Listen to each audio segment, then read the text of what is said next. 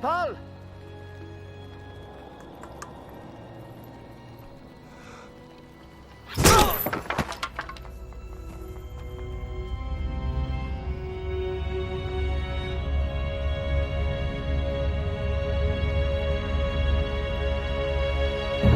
Something just killed my dog. Something killed your dog? My dog went flying through the air over the tree, and I don't know how it did it.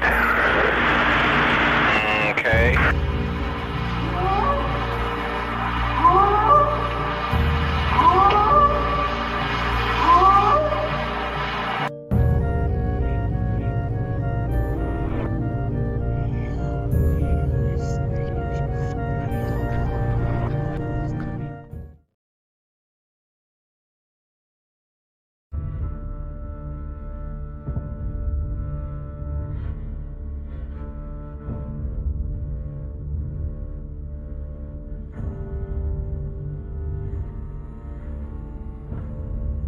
Deep in Bigfoot territory. Episode 16, Norse Mythology. This is a Squatch Mafia documentary.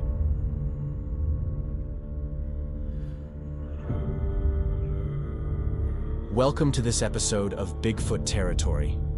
Today we are going to take a first look into the European history of cryptozoology. We will start with Scandinavian and Northern Germanic mythology, and we will also take a look at actual Bigfoot encounter stories from these regions. Throughout the next months, we will continue to explore the various Bigfoot-related myths and stories from Europe and Asia, and to put them into a wider context. So, let's start today's episode.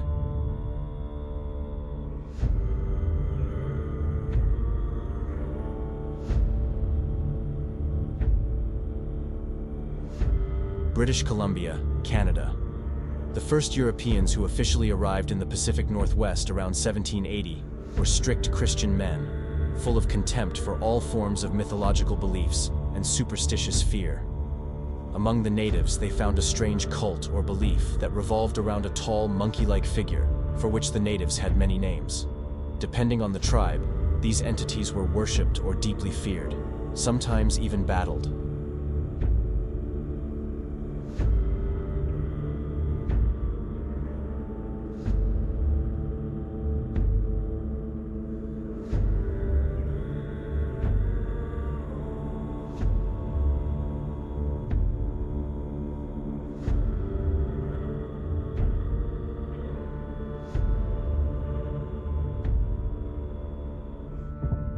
This picture was taken on the other side of the globe, in a 16th century church in Denmark.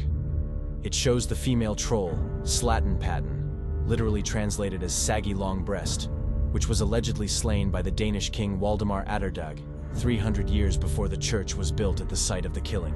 The Danish king Waldemar Atterdag was said to be a great troll hunter, just like his ancestors.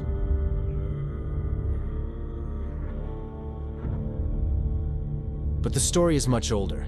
An ancient term for troll is the Norse word Jotun. It refers to a giant living in snow-covered mountains. The word Jotun has much older roots and evolved from the Proto-Germanic masculine noun etunas, which originates from the Proto-Germanic root etanen, meaning to eat. Therefore, the original meaning of the word Jotun was eater. The Proto-Germanic language was spoken around 10,000 BC on the steppes of Western Asia, eastward of the Black Sea. When we look into the cultural history of the Eurasian landmass, we find various names deriving from the same root word etanen, meaning to eat. The following entities from Northern European regions are named as eaters. The Jotun of Germanic and Norse mythology. The Yeti in Finland, interestingly not an Indo-European but an Asian language. The Yeti in Denmark. The Yeti in Northern Germany. The Yetun or Jotun in North England. And the Ytines or Yitins in Scotland and Northumbria. As said before, the term describes a wild giant living in the mountains. The hostile nature of this being is described in the earliest traditions. They are identified as causing strife to women on runestones dating back to the 4th century, and are consistently portrayed as social opposites and enemies to the community of gods and men. The name eaters, or giants that eat a lot, also doesn't sound very trustworthy. Additionally, They always inhabit places that are difficult to access and inherently hostile to humans, often residing in high mountains. When we look at this list of names deriving from the Proto-Germanic word for eating, it seems very likely that two other famous terms are missing: the Yeti from Nepal and Tibet, to the dumbed-down Western public better known as the Yeti, the abominable snowman, and the Yeren from China. Both terms are nowadays usually translated as wild man, but that is just what the word is actually describing, not its correct etymological meaning. The Proto-Germanic influence in Central Asia, namely in the Tarim Valley and especially in northern India, in the Himalayan foothills, is something that is often concealed nowadays. Interestingly, the Shinogija Mountains in central China are not only known today for their traditions of wild man stories and encounters that persist to the present day, they are also rich in etymological and cultural evidence, indicating the influence of Indo-Aryan or Proto-Germanic tribes. So, it seems that the tale of giant-like beings, who live in the mountains and the wilderness and eat a lot, and who are hostile to men and causing strife to women, has been with us for a long time, maybe literally for 10,000 years or longer, predating all Judeo-Christian traditions and their predecessors from the Fertile Crescent by far. So what do the various traditions tell us about the Jotun, later often named troll in Scandinavia and Northern Europe, which actually is a distortion of the term Jotun? Trolls are mostly described as having a human shape, but much larger than humans, with large hands and feet. Their faces are said to be ugly to humans. Their strength is described as enormous, while they are characterized as evil and trickster-like. Also, they are nearly always depicted as wild and uncivilized, living in deep forests, swamps, and mountains. Caves are also often named as their homesteads. Their stench is described as one of their strongest characteristics. They often steal women or children and are described as man-eaters. Some trolls terrorized entire villages and landscapes and became so notorious that they were given their own names. The troll Grendel of the Beowulf saga may be the most famous of the Old Norse trolls today. In some stories, it is mentioned that trolls often threw rocks at churches and church bells because they were disturbed by the noise of the church bells. They are also said to break large trees, and in some cases even to build tree structures. Magical attributes are often ascribed to them, mostly the ability to disappear or to become invisible. In the 19th century, philologists collected more than 200 folktales and legends in Western Europe, from Scandinavia to the Alps, that exhibit the same archetypical characteristics, defined by the recurring motif of trolls or wild men, often depicted as a couple, consisting of a male and a female specimen, who are slain in a cave by a cultural hero. The troll has remained a constant motif throughout Scandinavian art for hundreds of years. When we look at Europe today, Scandinavia stands out as the region with the lowest human population density. Approximately 70% of Scandinavia is covered with forests, and nearly 90% is uninhabited by humans. Large parts of the Scandinavian landmass are difficult to access and consist of mountains, steep cliffs, fjords, deep forests, and snow-covered plains. Around 30% of Scandinavia lies within the Arctic Circle. The polar night lasts more than 2 months in the northern parts of Scandinavia.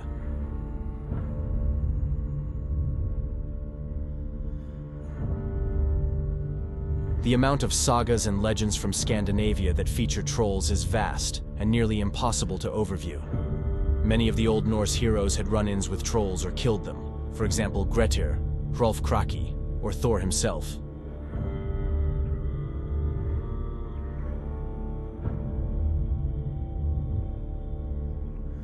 As said before, the saga of Beowulf is maybe the most famous Old Norse legend today. In its written form, it is one of the oldest manuscripts from Great Britain and often used for the study of Old Norse and Proto-English languages. The oldest written document that features the Beowulf saga is dated to the 7th century, written by monks in Lancashire in East England. The common belief is that the oldest parts of the saga, featuring the troll Grendel, are told since the 3rd or 4th century AD in Northern Europe. One of the main characters of the story, the Danish king Hrothgar, is dated into the 5th century AD. Other, briefly mentioned names in the story are also that of historical figures. The tale of the oldest and earliest forms of the saga goes like this. The Danish king Hrothgar builds a new mead hall in previously unsettled lands, which leads to several attacks of the bloodthirsty troll Grendel, who seems to be disturbed by the noise of the human settlement. The troll attacks the village and the newly built hall several times at night, killing many of the Norse men.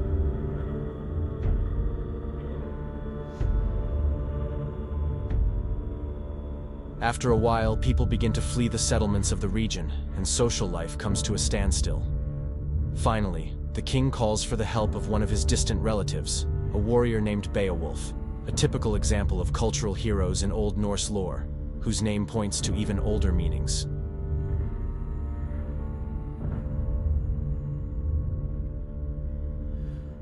The hero arrives with his band of troll hunters, who are described as Geats, another Germanic tribe from Denmark.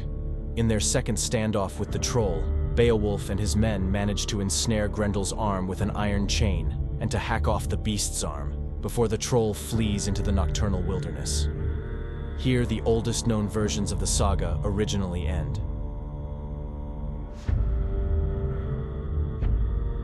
Many similar tales and sagas are part of the early Norse tradition.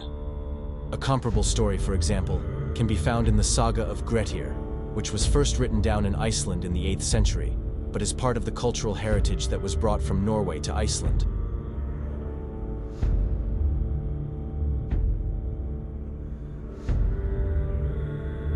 In one episode of the saga, the hero Grettir and his men have to hunt down a troll and finally kill the creature in a cave in the mountains.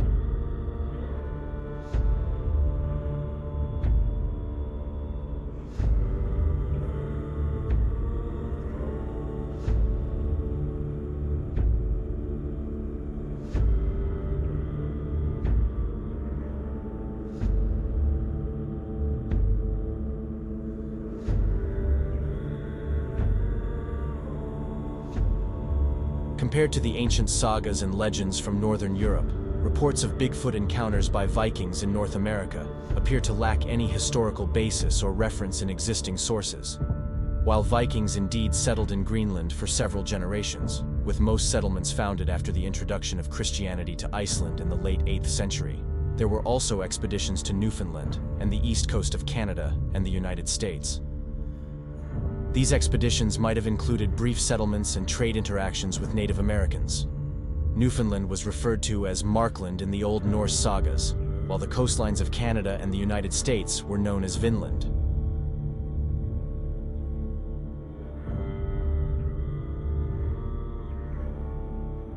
However, all accounts of Bigfoot encounters by figures such as Eric the Red, his son Leif Erikson, or other Vikings in North America appear to stem from Peter Byrne's book, The Hunt for Bigfoot, where Byrne comes up with a misinterpretation of descriptions of Native Americans made by the Vikings.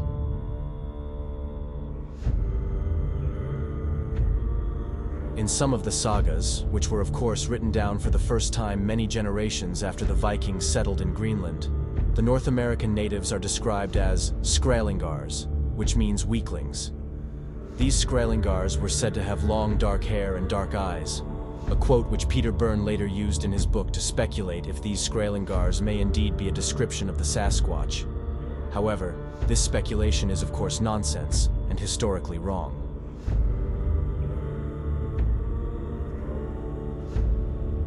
While the story of the Vikings in North and also South America may have been a lot older and longer than what is now known and accepted, there is little evidence pointing to an encounter of Bigfoot by the Vikings in North America.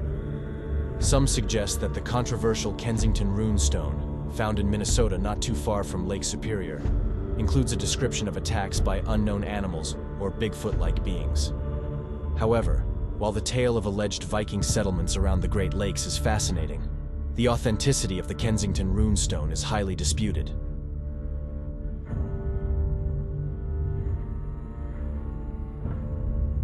But one story can be found concerning the Viking journeys to North America that seems interesting at least.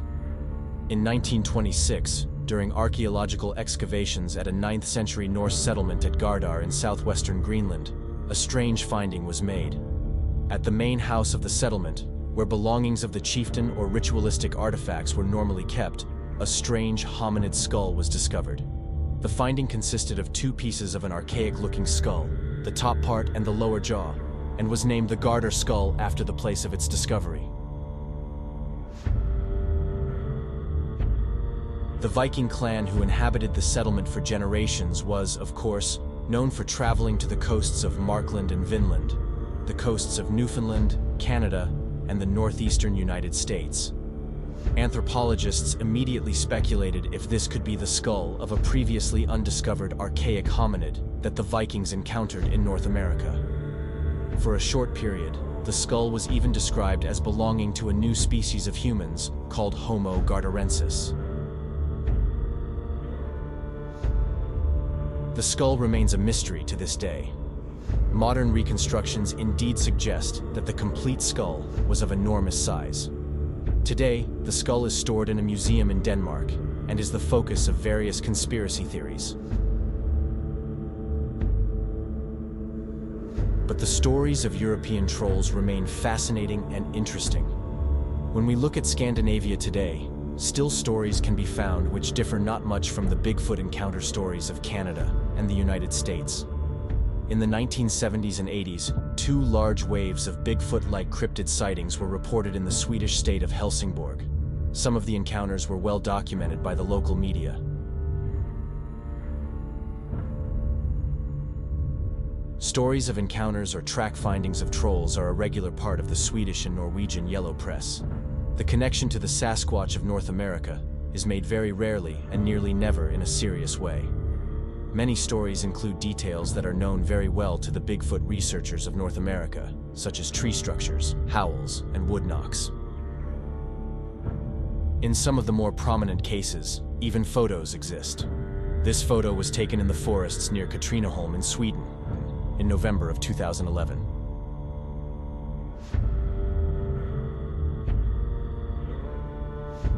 Other, more rare encounter stories from Europe come from Denmark and Germany, the northern parts of the British Isles, as well as from the Pyrenees Mountains and the Caucasus Mountains.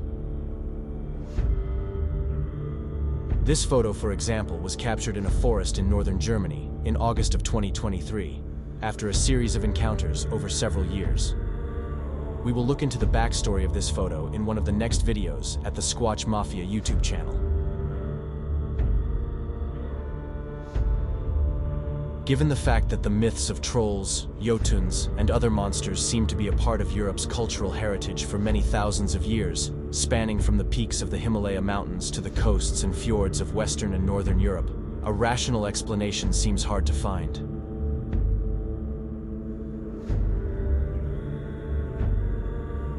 While the relic hominid theory, which suggests that many of the Bigfoot and cryptid encounters can be traced back to surviving populations of hominids other than Homo sapiens, is of course problematic for North America, it could very well make sense for Europe and Asia.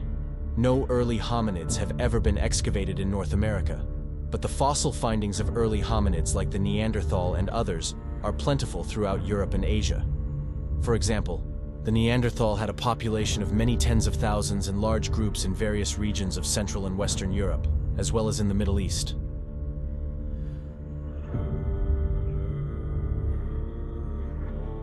It is indeed possible that remains of these groups, together with other early hominids, were pushed into the cold and desolate regions of Northern Europe during the constant waves of Proto-Germanic invasions from southeastern Europe, beginning around 10,000 BC. Over thousands of years, these early hominids became the trolls, Jotuns, and monsters of early Proto-Germanic folklore and legends.